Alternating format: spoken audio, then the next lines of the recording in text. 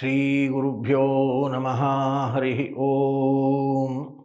ಜಲಜ್ಯೇಷ್ಠನಿಭಾಕಾರಂ ಜಗದೀಶಪದಾಶ್ರಯಂ ಜಗತೀತಲವಿಖ್ಯಾತಂ ಜಗನ್ನಾಥಗುರುಂ ಭಜೆ. ಹರಿಕಥಾಮೃತಸಾರ ಗುರುಗಳ ಕರುಣರಿಂದಾಪನಿತು ಪೇಳುವೆ, ಪರಮ ಭಗವದ್ಭಕ್ತರಿದನಾದರದಿ ಕೇಳುವುದು. ಪಾಕಶಾಸನ ಮುಖ್ಯ ಸಕಲ ದಿವೌಕಸರಿಗಭಿನಮಿಪೆ, ಋಷಿಗಳಿಗೇಕ ಚಿತ್ತದಿ ಪಿತೃಗಳಿಗೆ ಗಂಧರ್ವ ಕ್ಷಿತಿಪರಿಗೆ. ಆ ಕಮಲನಾಭಾದಿ ಅತಿಗಳ ನೀಕಕಾನಮಿಸುವನು ಬಿಡದೆ, ರಮಾಕಲತ್ರನ ದಾಸವರ್ಗಕ್ಕೆ ನಮಿಪೆ ನನವರತ. ಪಾಕಶಾಸನ ಮುಖ್ಯ ಸಕಲ ದಿವೌಕಸರಿಗೆ ಅಭಿನಮಿಪೆ ಅಂತ ಇಂದ್ರನೇ ಮೊದಲಾಗಿರತಕ್ಕಂತಹ ಸಕಲ ತತ್ವಾಭಿಮಾನಿ ದೇವತೆಗಳು ಅವರಿಗೆ ನಮಸ್ಕಾರ ಮಾಡ್ತಾ ಇದ್ದೇನೆ ಅಂತ. ವಾಯುದೇವರು, ಬ್ರಹ್ಮದೇವರು, ಭಾರತೀ ದೇವಿ, ಸರಸ್ವತೀ ದೇವಿ, ಗರುಡಶೇಷರುದ್ರರು ಇವರೆಲ್ಲ ಒಳಗಿನ ಇಂದ್ರಿಯಗಳಿಗೆ ನಿಯಾಮಕರು. ಅಂತಃಕರಣ ಮನೋಭಿಮಾನಿ ದೇವತೆಗಳು. ಮನಸ್ಸು, ಬುದ್ಧಿ, ಅಹಂಕಾರ, ಚಿತ್ತ ಮನಸ್ಸಿನ ಪದರುಗಳು. ಹೀಗೆ ಒಳಗಿರುವ ಮನಸ್ಸಿನ ಪದರುಗಳಿಗೆ ನಿಯಾಮಕರಾದ ಅವರನ್ನು ವಿಸ್ತಾರವಾಗಿ ನಮಸ್ಕರಿಸಿ, ಇಂದ್ರನೂ ಕೂಡ ಒಂದು ರೀತಿಯಲ್ಲಿ ಮನಸ್ಸಿನ ನಿಯಾಮಕ ದೇವತೆ.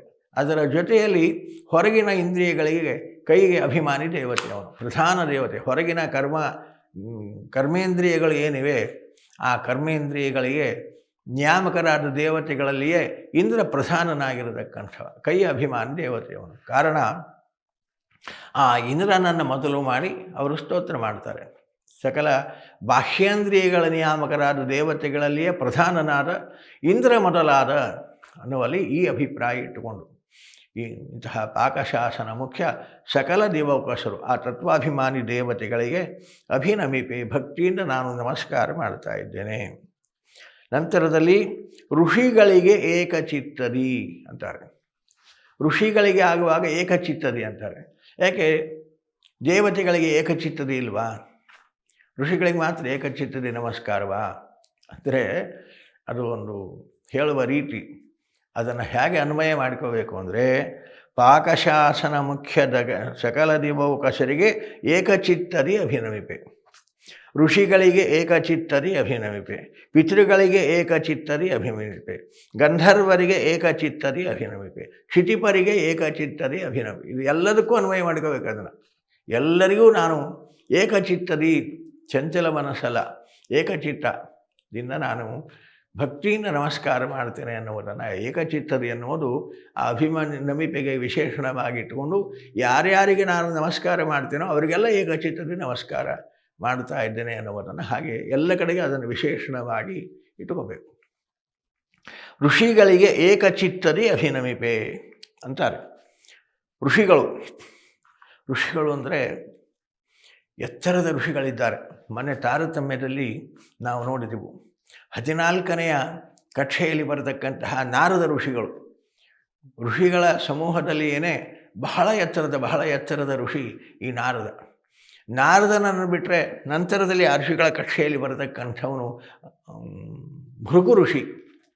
ಇಂತಹ ನಾರದ, ಭೃಗು ಮೊದಲಾಗಿರತಕ್ಕಂತಹ ಮತ್ತು ಇಲ್ಲಿ ಪಾಕಶಾಸನ ಇಂದ್ರನಿಂದ ಆ ದೇವತೆಗಳವರೆಗೆ ಬಂತಲ್ಲ, ಈ ಋಷಿಗಳ ಕಕ್ಷೆಯಲ್ಲಿ ನಾರದ ಭೃಗುವಿನ ಜೊತೆಯಲ್ಲಿ ಆ ಕಕ್ಷೆಯಲ್ಲಿ ಬರತಕ್ಕಂತಹ ಅಗ್ನಿದೇವರು, ಪ್ರಸೂತಿ ದೇವಿ, ವಿಶ್ವಾಮಿತ್ರ, ಮರೀಚಿ, ಅತ್ರಿ, ಪುಲಸ್ಯ, ಪುಲಹ, ಕ್ರತು, ಆಂಗಿರಸ್ ಎಲ್ಲ ಸಪ್ತ ಋಷಿಗಳು ಅಂತ ಅನಿಸಿಕೊಂಡವರು.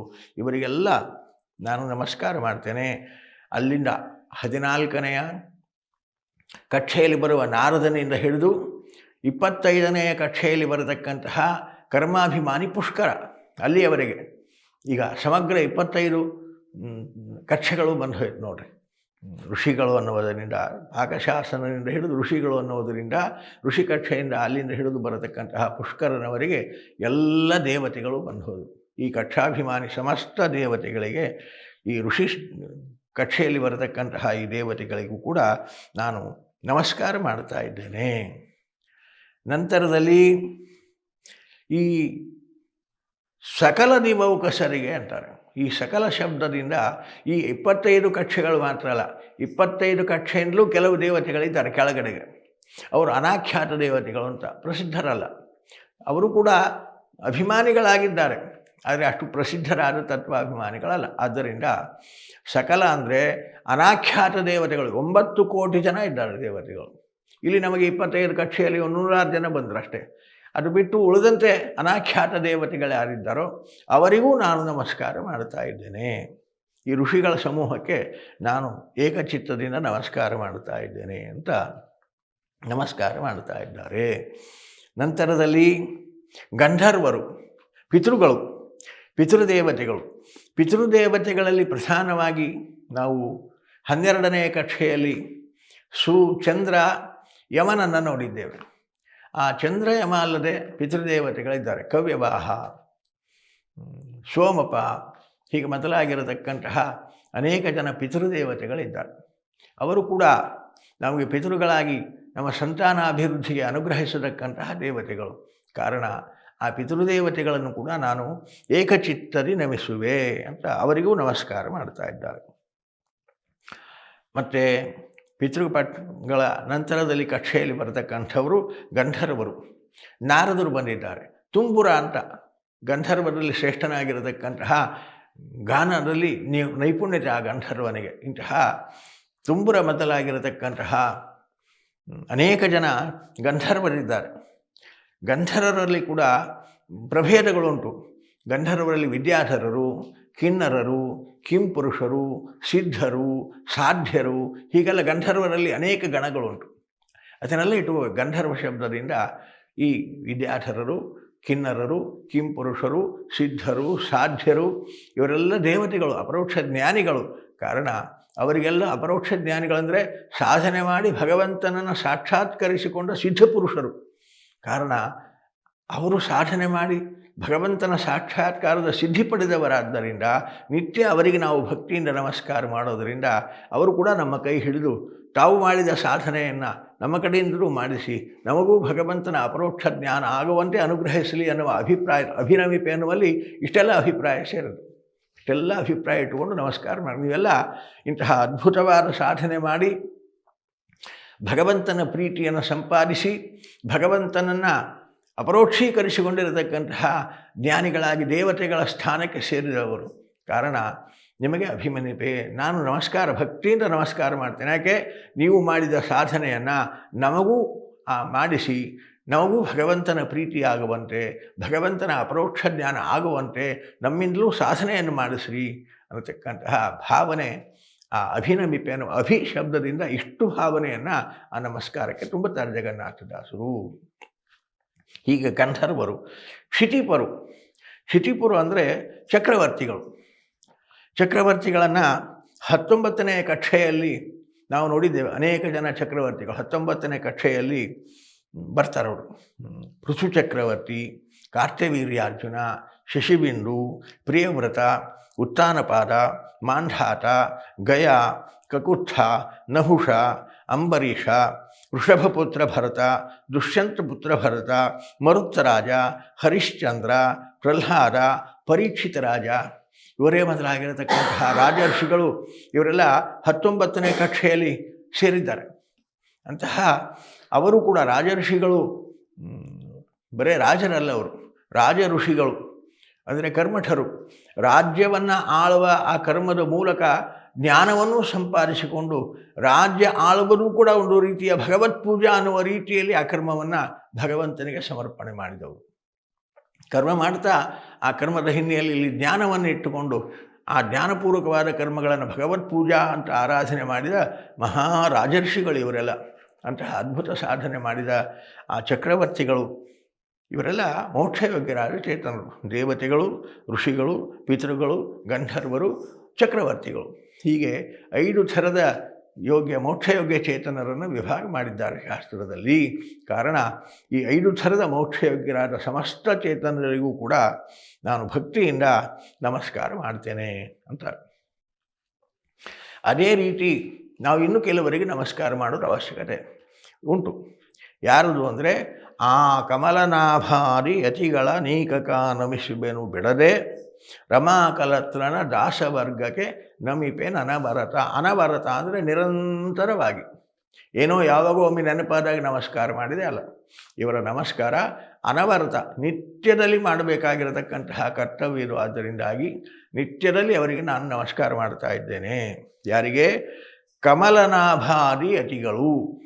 ಕಮಲನಾಭರು ಅಂದರೆ ಪದ್ಮನಾಭ ತೀರ್ಥರು. ಶ್ರೀಮದಾಚಾರ್ಯರಿಂದ ತಾವು ಸನ್ಯಾಸವನ್ನು ಪಡೆದು ಶೋಭನ ಭಟ್ಟರು ಅಂತ ಇವರು ಗೋದಾವರಿ ತೀರದಲ್ಲಿರತಕ್ಕಂತಹ ದೊಡ್ಡ ತಾರ್ಕಿಕರು. ತರ್ಕಮಠದಲ್ಲಿ ಅಷ್ಟು ಅಪಾರವಾದ ನಿಷ್ಣಾತರಾದವರು.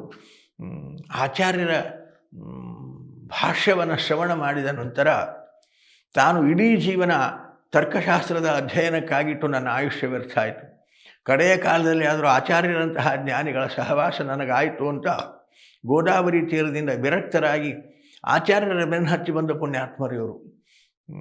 ಬಂದು ಆಚಾರ್ಯರಲ್ಲಿ ಸೇವಿಸಿ ಆಚಾರ್ಯರ ಅನುಗ್ರಹದಿಂದ ಸನ್ಯಾಸ ಸ್ವೀಕಾರ ಮಾಡಿ ಮುಂದೆ ಆಚಾರ್ಯರ ವೇದಾಂತ ಸಾಮ್ರಾಜ್ಯದ ವಿದ್ಯಾ ಸಾಮ್ರಾಜ್ಯದಲ್ಲಿ ಕೂಡ ಪಟ್ಟಾಭಿಷಿಕ್ತರಾಗಿ ಪದ್ಮನಾಭ ತೀರ್ಥರು ಅಂತ ತಾವು ಪ್ರಸಿದ್ಧರಾಗಿ ಆಚಾರ್ಯರ ಭಾಷ್ಯಕ್ಕೆ ಮೊದಲನೆಯ ಟೀಕೆ ಬರೆದವರು ಪದ್ಮನಾಭ ತೀರ್ಥರು. ಇಂತಹ ಮಹಾಮಹಿಮರು ಆಚಾರ್ಯರಿಂದಲೇ ತಾವು ಸ್ವತಃ ಸಚ್ಛಾಸ್ತ್ರಗಳ ಶ್ರವಣ ಮಾಡಿದ ಮಹಾಪುಣ್ಯಾತ್ಮರು. ಆಚಾರ್ಯರ ಗ್ರಂಥಗಳಿಗೆ ಮೊದಲು ಟೀಕೆ ಬರೆದ ಮೊದಲನೆಯ ಟೀಕೆ ಅದು ಪದ್ಮನಾಭ ತೀರ್ಥರ ಟೀಕೆ. ಕಾರಣ ಇಂತಹ ಪದ್ಮನಾಭರು ಅಲ್ಲಿಂದ ಮುಂದೆ ಅನೇಕ ಯತಿಗಳ ಪರಂಪರೆ ನರಹರಿ ತೀರ್ಥರು, ಅಕ್ಷೋಭಿ ತೀರ್ಥರು, ಮಾಧವ ತೀರ್ಥರು, ಹೀಗೆ ಆ ಪರಂಪರೆ ಬೆಳೆದು ಬಂತು.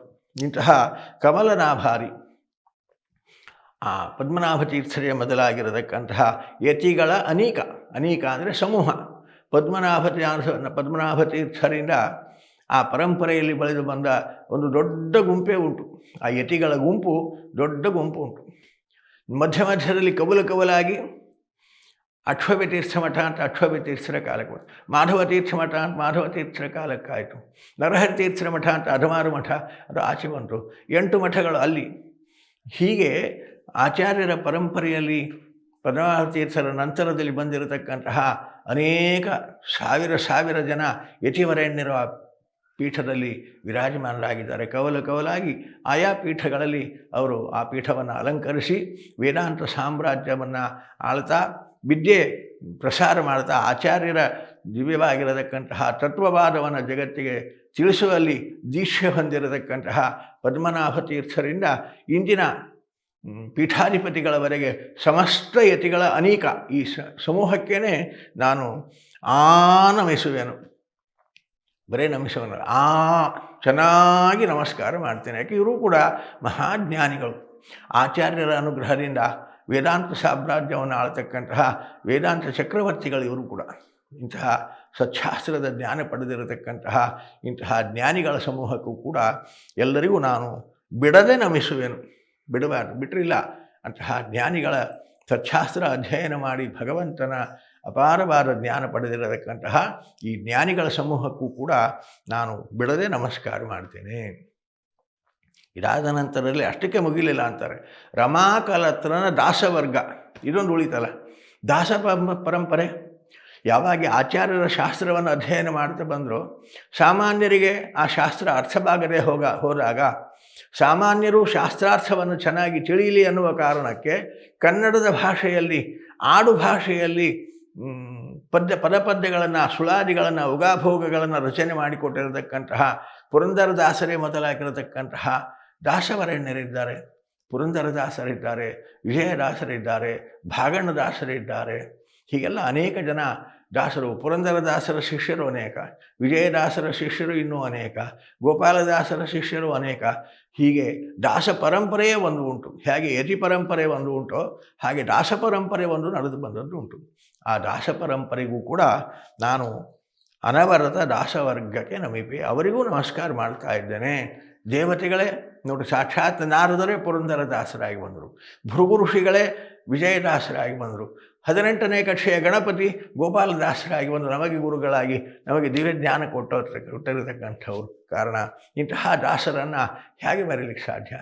ಇವರನ್ನು ಕೂಡ ಇವರ ಉಪಕಾರವನ್ನು ನಾನು ಸ್ಮರಣೆ ಮಾಡಿ ಅನವರತ ನಿರಂತರ ಇವರ ಸ್ಮರಣೆಯನ್ನು ಮಾಡ್ತಾ ಇವರು ಮಾಡಿದ ಉಪಕಾರ ಸಾಮಾನ್ಯ ಜನರು ತತ್ವಜ್ಞಾನವನ್ನು ಪಡೆದು ಉದ್ಧಾರ ಆಗಲಿ ಅಂತ ಆಡು ಭಾಷೆಯಲ್ಲಿ ಪದಪದ್ಯಗಳನ್ನು ರಚನೆ ಮಾಡಿ ಜಗತ್ತಿಗೆ ಕೊಟ್ಟ ಮಹಾಪುಣ್ಯಾತ್ಮರು. ಈ ಎಲ್ಲ ಜ್ಞಾನಿಗಳನ್ನು ಕೂಡ ನಾನು ಅನವರತ ನಮಿಪೆ, ನಿರಂತರ ನಮಸ್ಕಾರ ಮಾಡುತ್ತಾ ಇದ್ದೇನೆ ಅಂತ ಯತಿ ಪರಂಪರೆಗೆ ಮತ್ತು ದಾಸವರ್ಗಕ್ಕೆ ಎಲ್ಲರಿಗೂ ನಮಸ್ಕಾರ ಮಾಡ್ತಾ ಇದ್ದಾರೆ. ಹೀಗೆ 12ನೆಯ ಪದ್ಯ ಮುಗಿಯುತ್ತದೆ. ಈ ಮಂಗಲಾಚರಣ ಸಂಧಿಯ 13ನೆಯ ಪದ್ಯವೊಂದು ನಾಳೆ ಚಿಂತನೆ ಮಾಡಿ ಮಂಗಲಾಚರಣ ಸಂಧಿಯನ್ನು ಮುಗಿಸುವ ಪ್ರಯತ್ನ ಮಾಡೋಣ. ಮಧ್ವೇಶಾರ್ಪಣಮಸ್ತು.